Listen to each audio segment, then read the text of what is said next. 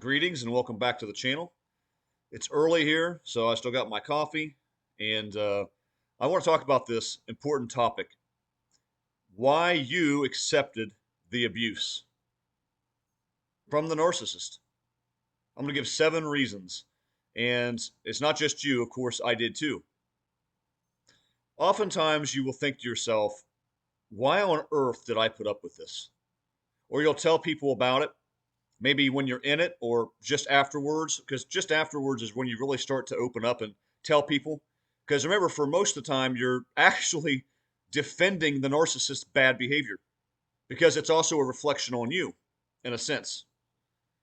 But I'll give 7 reasons why we put up with this abuse. I don't know about you guys, but I have never really been one of those people who just puts up with people mistreating me. I really never have been that way. But with the narcissist, that whole game changed. And it's incredible, but there are very specific reasons why we found ourselves in a situation why we were putting up with that kind of abuse. Things we would never, ever have tolerated from other people. But we did from them. Here's why. So here's number one reason. This is not an order of importance, although I do think the last two are the most powerful, perhaps.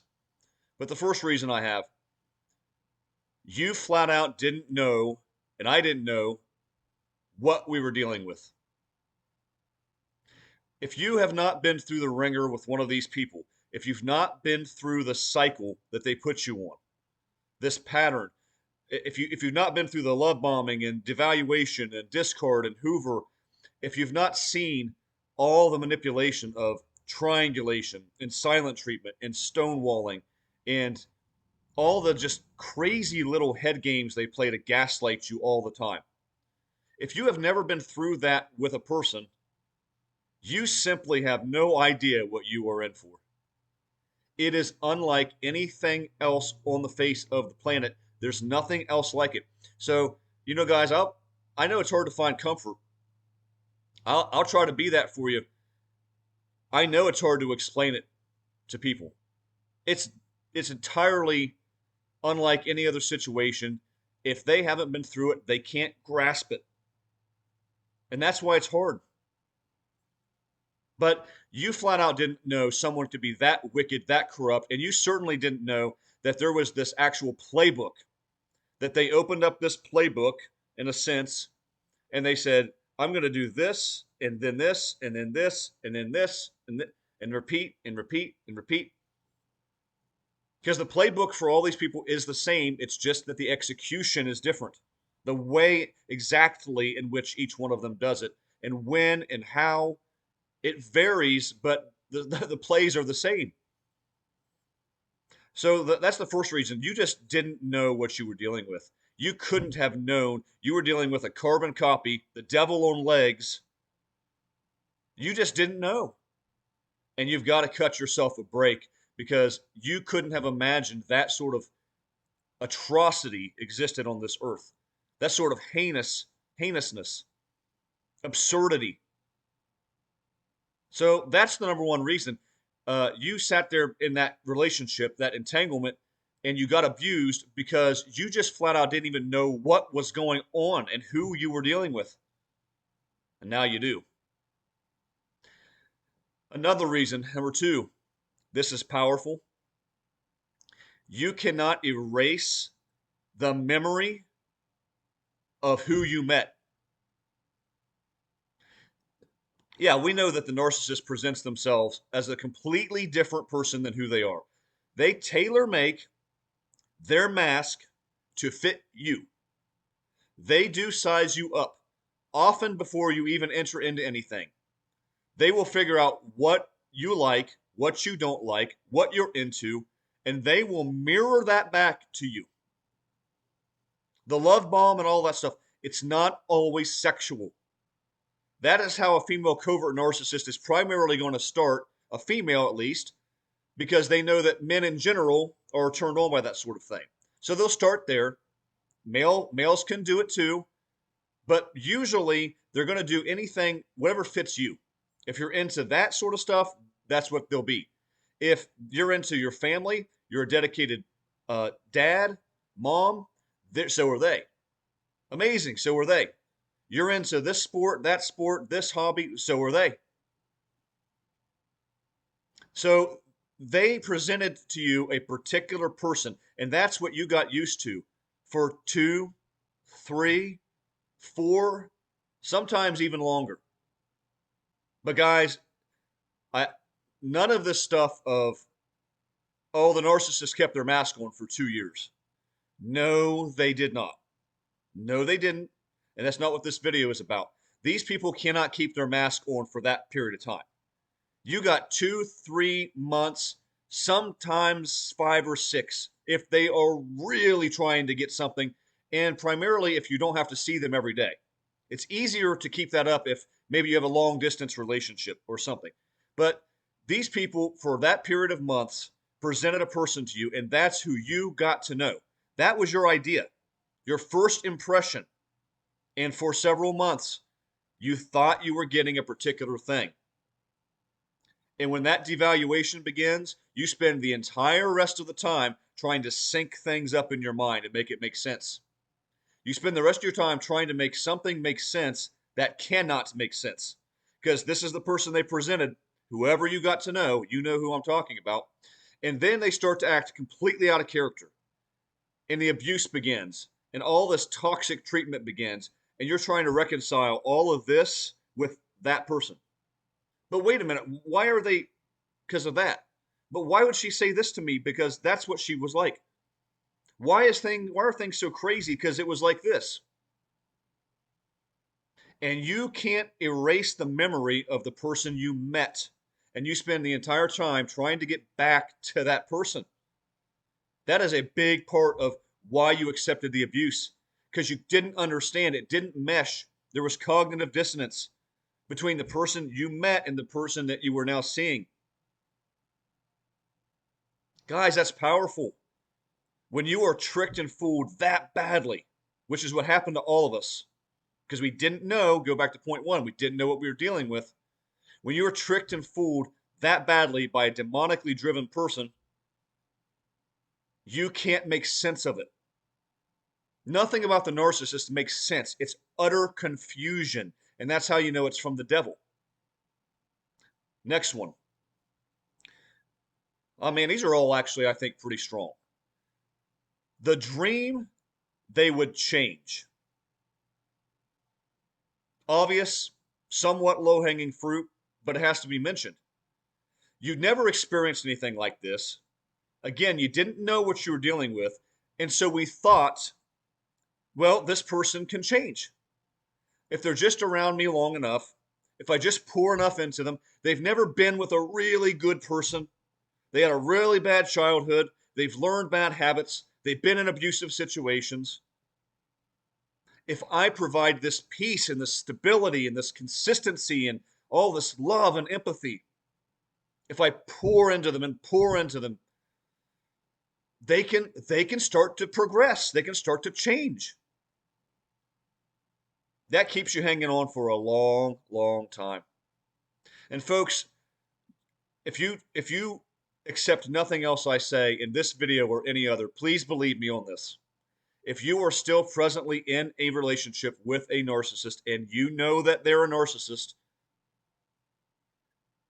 you better run for your life. Stop now. End it now. Cut your losses.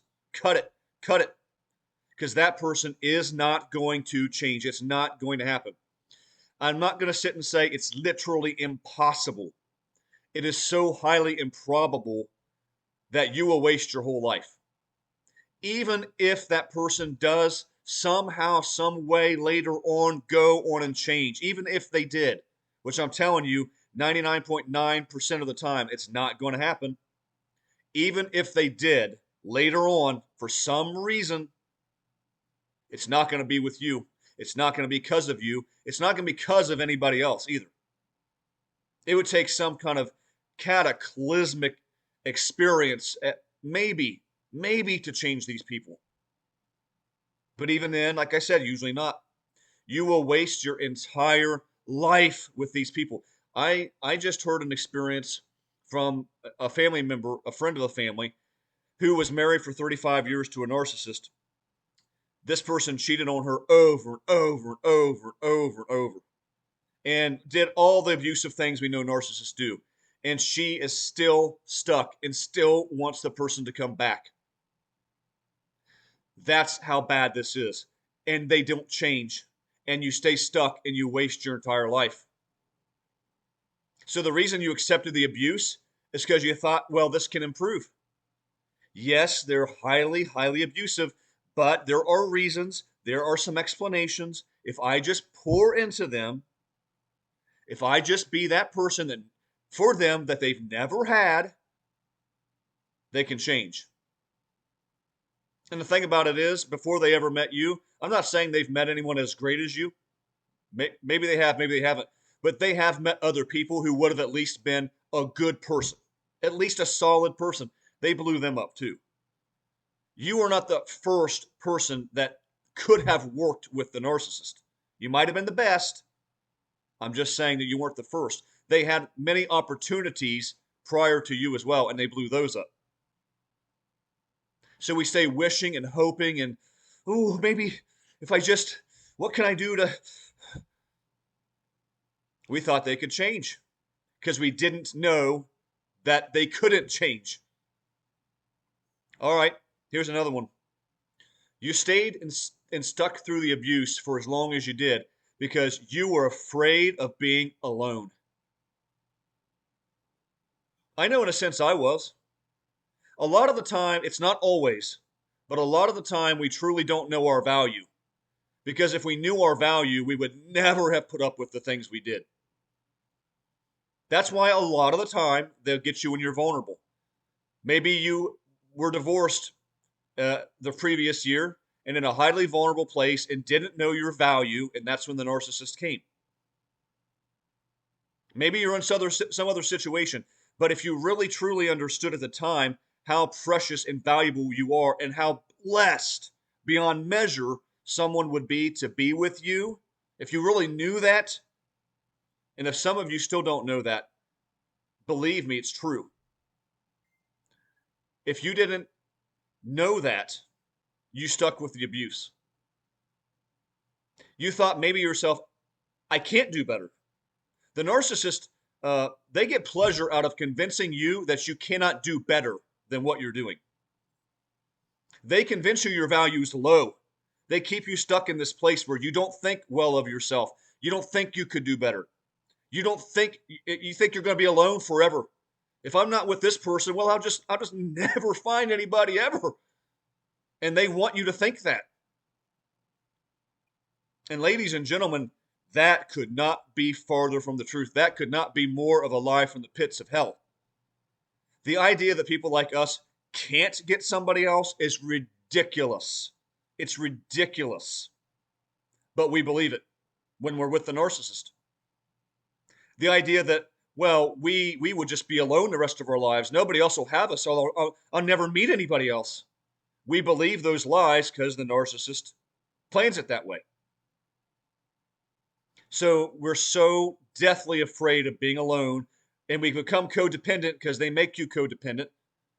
They make you reliant upon them. And we don't want to end that relationship because we don't want to be alone again. But guys, after you do, and I was in the same boat, believe me, and it was absolutely miserable for a period of time.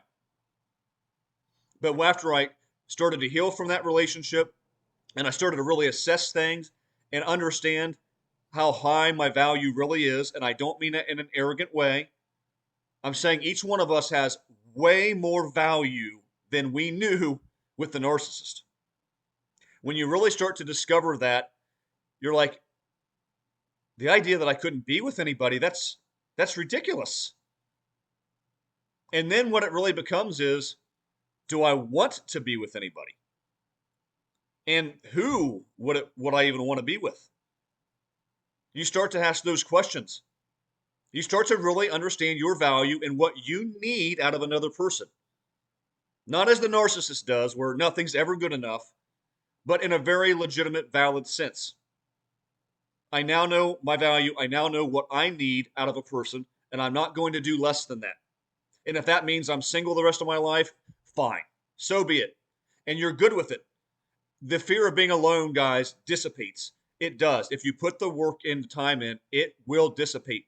And you'll actually get to a point where honestly, I know some of you guys I've talked to, I don't even know that I'd ever want to again. I just, maybe if it was just the right situation, but afraid of being alone, hardly. But while you're in that relationship with them, you're scared to death. You don't want to go back from having somebody in your life to having nobody again. But having nobody compared to the narcissist is an infinitely better place. Infinitely better place. So just understand, it's absurd to think you can't get somebody else. It's absurd to think you'll be alone forever. If you want to be, then maybe you will be. If you don't want to be alone forever, then you won't be. But it's got to be the right person. We understand that after the narcissist. Being with somebody just to be with somebody, that's completely useless at best. Another way that another thing that kept you stuck in accepting the abuse, the shame of it ending. Maybe you've already been divorced. Maybe you had been divorced a couple times and things just were not working well for you. You just met bad people. Bad things happen. It really wasn't your fault. I know of people who have been divorced multiple times, guys, and honest to God, it was not their fault. They just got hooked up with bad people. And I have not been, I've been divorced one time. It wasn't with a narcissist, but I won't go into details about it. There were plenty of reasons, but I have since then met narcissist after narcissist after narcissist. It just hasn't gotten very far because I know what it is now. Yes, you can run into these people over and over and over. But my point is, sometimes there's shame. Everyone knows you're together with this person. Everyone knows you've probably talked them up. You've defended them. You've made it seem like it was better than it was because you're trying to save face too. Because it's embarrassing. You don't want people to know that you're in a highly abusive relationship because they're going to be like, why? What are you doing? But you wanted to be in that relationship. You wanted to be with that person. So you defended them to the hilt and you defended the relationship to yourself and to others. And you don't want to have that crash down and have to face the music basically that that whole relationship was a lie and a sham. And then have to explain to people, I told you it was really good. It was actually a nightmare from hell. And then have to explain that to people who largely aren't going to understand because they haven't been through it.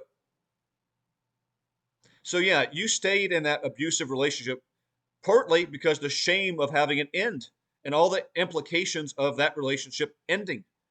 And maybe were married and you had to unravel finances in a house and custody with kids and all that stuff that we know is ridiculous to deal with. You didn't want to have to mess with all of that. The shame of it ending, the struggle of it ending, having to unwrap all the tentacles of the narcissist. A major reason. Here's the last two, guys. I think these might be the strongest. I would be remiss if I didn't mention the spell. The spell from hell, also known as the trauma bond. There are no words, as I've tried in the past. I've tried to explain the trauma bond, guys, as adequately as I could. And nobody can really do it perfect justice. It is the most unnatural, pining. A commenter said this the other day, explained his situation in the trauma bond, and said it's just like having to deal with a drug addiction. And it really is, in a sense, that they are stabilizing you. They're giving you these dopamine hits. They're giving you your emotional well-being and your balance is predicated on that person and their attention and validation. And that's the place they put you in. And they put you in that place by this wishy-washy, push-pull, high-low, roller coaster ride where you don't know what you're getting. Here's the person I met. There's the devil. Here's the person I met again. There's the devil, the devil, the devil. A little breadcrumb of hope. A good day, a good few days, then the devil. And that endless cycle just it gets you. That's how they get you stuck under the spell. That's how they do it. And it is witchcraft. It's demonic. Because there's no other way to explain how you feel that screwed up by something somebody does. I've said it before. It's almost like this person had a giant magnet on them, and there was a magnet in me, and I was just pulled, and I just couldn't imagine not having that person in my life. I literally ached. I missed them so bad. I ached to be with them. That is not natural. That's not how you're supposed to feel about another human being, ever. In a loving, good relationship, you don't feel that way about a person. You're not constantly wondering what they're doing and pining and pining and pining because you have a reciprocal relationship. You don't got to wonder about all this stuff. If it's going to drop through the floor tomorrow, if they're going to do this, that, and the other thing. With the narcissist, you do. You're always kept in this wondering, guessing game of limbo. And that's by design. And that puts you in the spell. And you stayed stuck in a big way because you were trauma bonded. And you probably even broke up with them and got back together and did it again and again and again and maybe again and again and again because that trauma bond was so heavy. You just couldn't imagine doing life without this person. You needed it. You just needed them. And any of you guys who have dealt with the trauma bond understand what I'm saying. This is something a normal person that's not been through it does not understand. They don't get it. And you can't. You were in a spiritual battle for your life. You were in a cage match with demons tossing you around the octagon. And you didn't know it. So the spell is a major reason. The trauma bond, huge reason why you stayed and why you accepted the abuse. Here's the final one. Equally as big in my opinion. The sunk cost fallacy. And I've talked about this before, I'll talk about it again. That means that you have invested so much into that person that you cannot cut your losses. Instead, you feel like you have to double down and invest even more to get an ROI, a return on your investment. I have already given so much time and love and money and empathy and effort, and I've introduced them to people and they've become part of the family, and I got to know the kids and they got to know mine, and there's so much invested in this that the only thing that I can do is press forward and invest even more. And there's a reason why it's called the sunk cost fallacy, because that's a fallacy. That's a fallacious way of thinking. It's not the truth. Because no matter how much more you invest, that's just the amount you're going to lose.